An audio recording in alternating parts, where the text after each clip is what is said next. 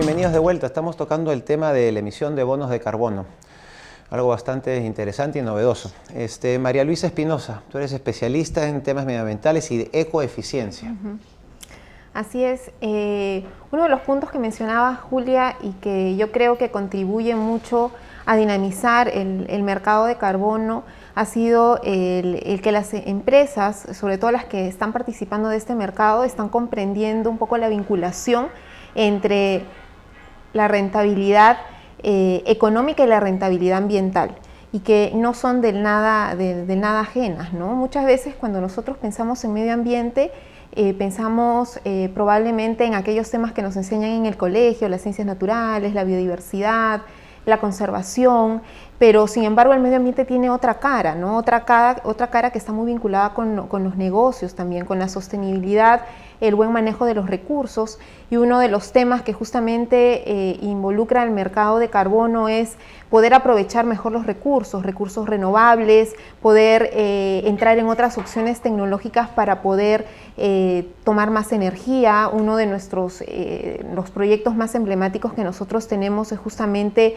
el poder utilizar energía hidroeléctrica en vez de energía térmica, ¿no? La inversión en una planta de energía hidroeléctrica es mucho mayor que la inversión que nosotros podamos hacer en una planta térmica, por ejemplo, para obtener la energía eléctrica, y los mercados de carbono han podido fomentar que se apueste en nuestro país por la energía hidroeléctrica, por ejemplo. Hay otros medioambientistas, gente del medio ambiente que no le gusta la energía eléctrica porque sí. Los pescados, los ríos, o sea, cada uno tiene su tema, ¿no? Sí, es que es un tema de balance, ¿no? Es un tema de balance y de identificar cuáles son los impactos ambientales probablemente más graves, ¿no? Ahora, es difícil poder distinguir entre qué cosa es más grave que lo otro, ¿no? Si de repente el agotamiento de recursos fósiles y la emisión de los gases de efecto invernadero que justamente producen estas energías fósiles, o de repente la creación de microclimas, que es una de las cosas a los que contribuye la energía hidroeléctrica, por ejemplo. Es un tema difícil probablemente de tomar la decisión, pero uno tiene que ver caso por caso cuál es la mejor opción que se puede dar en determinada región, ¿no? Quería hacerte una pregunta. En el caso de que tú tengas un empresario, no sé cuál es tu experiencia, donde tomar una inversión y con el bono de carbono igualito le salga más caro que tomar la otra inversión, ¿están dispuestos a pagar un poco más por hacer lo correcto, o solamente si les es más barato van a hacer lo correcto? Mira, yo creo que hay un tema que está cambiando en la mentalidad del empresario que comienza a involucrarse en estos temas, ¿no? Y es que cada vez se enfrenta a un mercado que conoce más de temas ambientales, que conoce más de temas sociales y que no se contenta solo con la variable económica.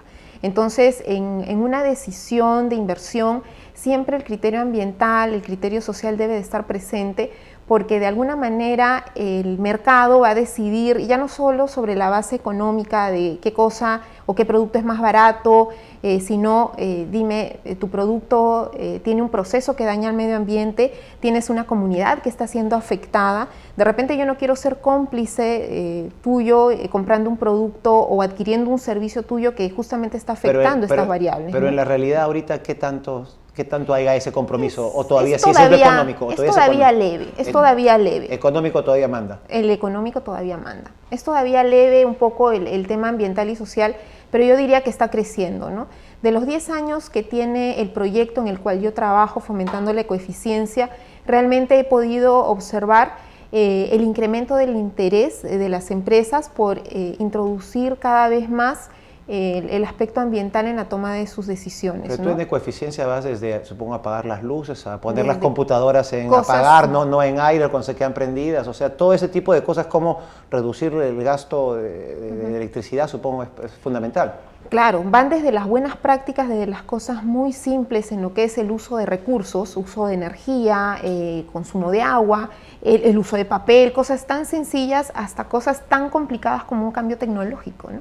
Ahora, Respecto a ese tema, yo recuerdo haber leído un caso de estudio sobre, si no me equivoco, era pañales Pampers, sobre este tema de la huella de carbono, que, había un grupo de ambientalistas que estaba protestando sobre esta nueva invención porque aparecían muchos pañales generando residuos, basura y contaminando el ambiente, pero cuando se le hizo el estudio de la huella de carbono de estos, se dieron cuenta que, o en realidad el estudio de ecoeficiencia de este producto, se dieron cuenta que si las amas de casa seguían lavando pañales y todo esto, iban a seguir usando más agua, que era un recurso escaso, el detergente que usaban iba a contaminar el mar, en fin, hacían todo un estudio que finalmente demostraban que el pañal Pampers desechable terminaba siendo mucho más ecoeficiente que las amas de casa sigan lavando los pañales, ¿no? Entonces,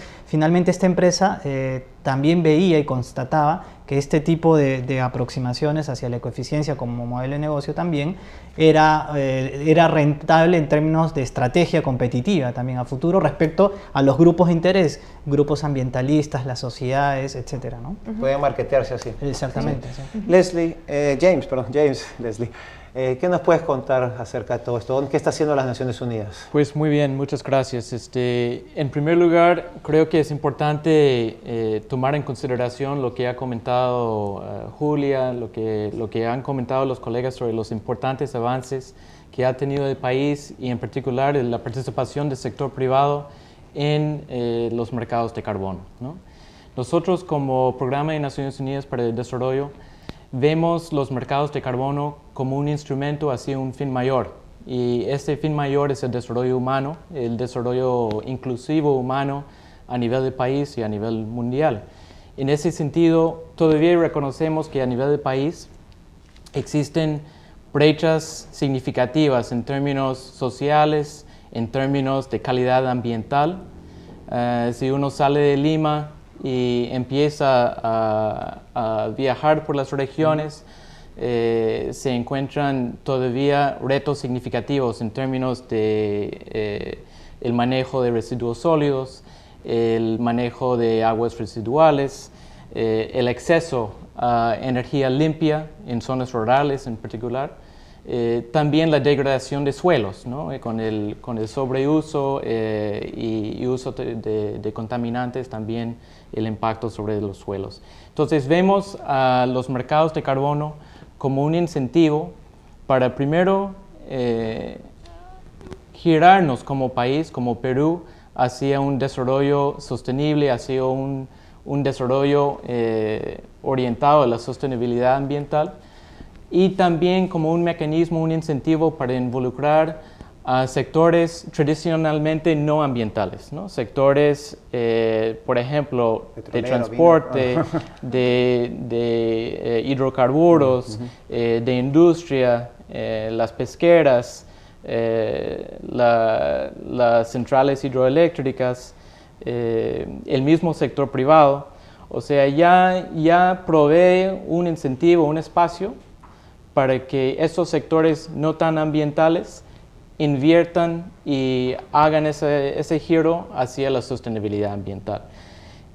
En ese sentido, vemos y nuestra participación en estos mercados de carbono está más orientada a desarrollar las capacidades tanto del sector público, como mencionó Julia, que sigue siendo un desafío para el país asegurar que existen las políticas que impulsan ese tipo de incentivo financiero, que existe la institucionalidad para que también el sector privado, los inversionistas pueden ser atraídos a invertir en el Perú en este tipo de actividad.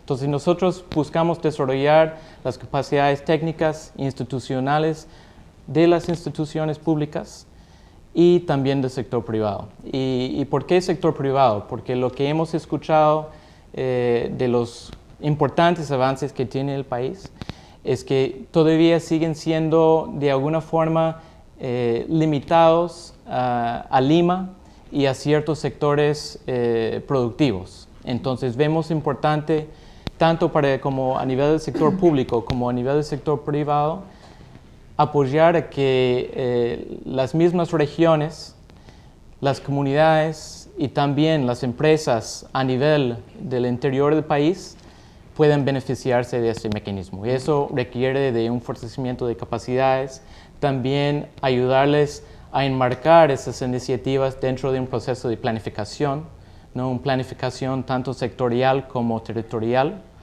y que los mercados de carbono sean uno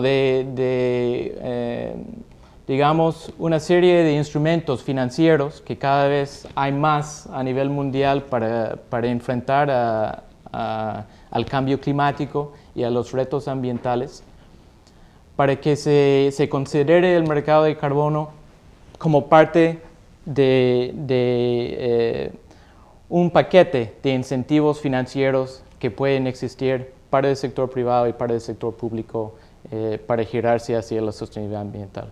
Entonces, la importancia de enmarcar el acceso al mercado de carbono dentro de un proceso de planificación, y para que tenga un impacto mayor en términos de sostenibilidad ambiental y social a nivel del país, pasar de trabajar a nivel de proyectos aislados que sirven muy bien para generar capacidades, generar incentivos y buenas prácticas, girar y orientarnos como país y como sociedad a una economía que sea en general una economía baja en emisiones.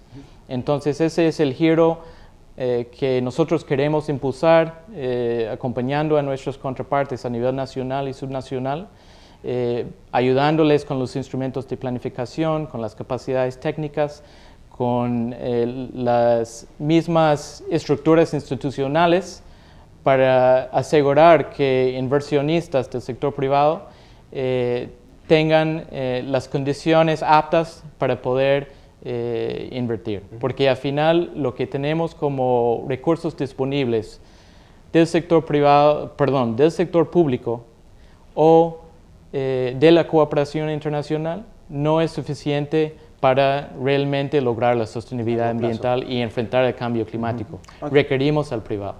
Muchas gracias, James. Vamos a un corte y volvemos.